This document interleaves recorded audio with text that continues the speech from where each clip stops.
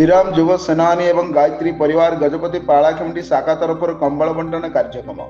श्रीराम युव सेना एवं गायत्री परिवार सदस्य माने गजपति जिला आर उदयगिरी ब्लॉक अंतर्गत उपांत ग्राम महेंद्रगढ़ पंचायतर कोटाल ग्राम आदिवासी मानू शीतर रक्षा शीत वस्त्र कंबल बंटन करथिले।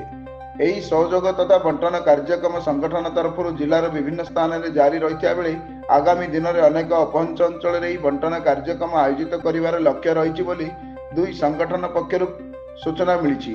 सेहीपरि आर उदयगिरी ब्लॉक ग्राम पंचायत शियालीलटी दुरंग ग्राम एवं शिकुलीपदर बलेश्वर मंदिर प्रांगण में आखपाख अंचल में असहाय भिन्नक्षम आदिवासी मानू 150 गोटी कंबल एवं अति आवश्यक राशन सामग्री बंटा जाइथिबा अनुष्ठान पक्षर कहुଯାଇଛି।